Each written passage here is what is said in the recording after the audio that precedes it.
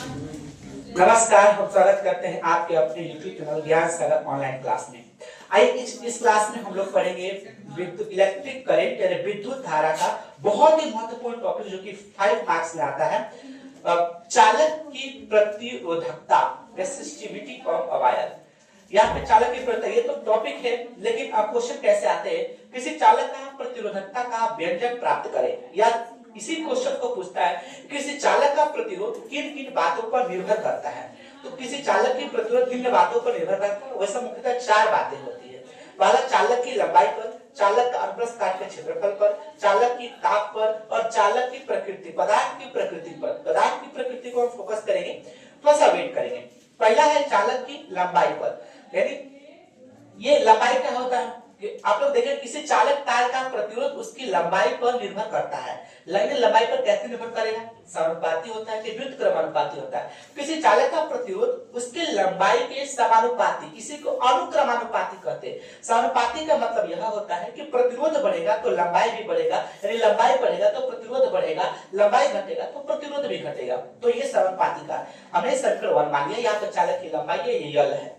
दूसरा, चालक की अनुप्रस्थ काट के क्षेत्रफल पर, अनुप्रस्थ काट पर। तो अनुप्रस्थ काट क्या देखिए, क्या किसी चालक का प्रतिरोध उसके अनुप्रस्थ काट के क्षेत्रफल ए, ये यहाँ पर क्या होगा बताएंगे हम कि व्युत्क्रमानुपाती। व्युत्क्रमानुपाती का मतलब होता है उल्टा। जैसे यहाँ पे व्युत्क्रमानुपाती का मतलब कि अगर दो वस्तु है, एक वस्तु की मूल्य बढ़ रहा है तो दूसरे का मूल्य ह्रास होगा, कम होगा। दूसरे का कम ज्यादा हो रहा है तो पहले का ह्रास होगा, यानी एक दूसरे का उल्टा है ये। तो व्युत्क्रमानुपाती का संबंध जैसे आर यानी प्रतिरोध जो है 1/a, ए मतलब एरिया। किसका एरिया, आप देखेंगे चालक तार को काटेंगे तो काटने के बाद अगला जो छोर होगा वो ऐसा होगा, वृत्ताकार होगा।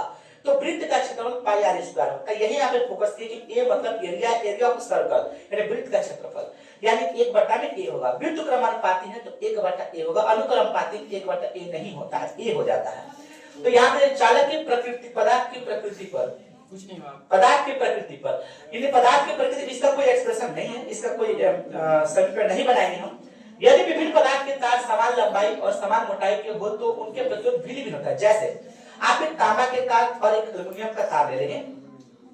अब घर में वायरिंग होता है, तो अक्सर मिस्त्री जो होते हैं वो बोलते हैं कि आप तांबा का तार का ही प्रयोग करें, एल्युमिनियम का तार का प्रयोग न करें। कारण यह होता है कि सेम लंबाई सेम मोटाई का तार एल्युमिनियम का भी है और तांबा की भी है। तो वहां पर आप रेफरेंस हम लोग देते हैं कि नहीं, आप तांबा के तार का प्रयोग करें, क्योंकि तांबा के तार में प्रतिरोध कम होता है, एल्युमिनियम का प्रतिरोध उससे ज्यादा होता है और सबसे अच्छा प्रतिरोध कम चांदी में होता है। तो चांदी संभव है तो तांबा और एल्युमिनियम ही हमें कंपेयर करके दिखा दिए हैं कि सेम लंबाई सेम मोटाई के होंगे, लेकिन तांबा का प्रतिरोध कम होगा तो तांबा में करंट अच्छे से जाएगा, फ्लो होगा। यहाँ पे देखिए क्या बोला कि तांबा और एल्युमिनियम के तार का प्रतिरोध, ठीक है, यानी तांबा का कम होता है, इसलिए तांबा का प्रयोग किया जाता है घरों के बारे में।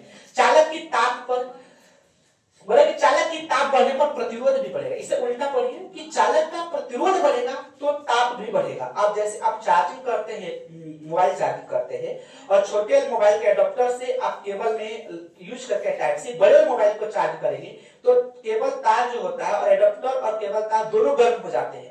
उसका यह है कि उसमें प्रतिरोध लगा हुआ है और उसमें कम धारा बहने की, लेकिन हम लोग मोबाइल एक्सेप्ट ज्यादा धारा करता है, इसलिए वहां पे धारा का रेजिस्टेंस का खेल होता है, इसलिए वो दोनों गर्म हो जाते हैं। यानी जितना ज्यादा प्रतिरोध या प्रतिरोध बढ़ता है तो ताप भी बढ़ता है, ताप बढ़ता है तो प्रतिरोध भी बढ़ता है। चलिए आगे देखिए समीकरण एक और दूसरे, यानी हम इसको फोकस किए और इसको फोकस किए हैं। यहाँ पे r डायरेक्टली प्रोपोर्शनल l, यहाँ पे रेसिप्रोकल r रेसिप्रोकल 1/a। यहाँ पे ध्यान देंगे कैसे लिखेंगे, r समानुपाती l 1/a। देखेंगे l है ये 1/a है, हम इसको ऐसे मल्टीप्लिकेशन फॉर्म में लिखते हैं l गुणे 1/a, यानी l में 1 का मल्टीप्लाई l a हो जाएगा। यहाँ पे हम लोग इसको हटाने के लिए, इसको बराबर करने के लिए कोई अलग से नियतांक लेते हैं जिसको हम लोग ये रो बोलते हैं। रो कहीं प्रतिरोधकता नियतांक फिक्स होगा, रो प्रतिरोधकता बोलते हैं इसको, यानी इसको रो, ठीक है। ये a इधर आ जाएगा तो RA ऊपर मल्टीप्लाई में इधर डिवाइड हो जाएगा, यानी RA/L। चलिए यही चीज यहाँ लिखे, यहाँ पे लिखिए कि जहाँ रो प्रतिरोधकता है जो नियतांक है, नियत मतलब फिक्स है। रो का मात्रक देखिए बहुत इंपॉर्टेंट है, रो का मात्रक क्या होता है। तो रो का यहाँ पे सूत्र आर ए बटा में एल, आर ए बटा में एल।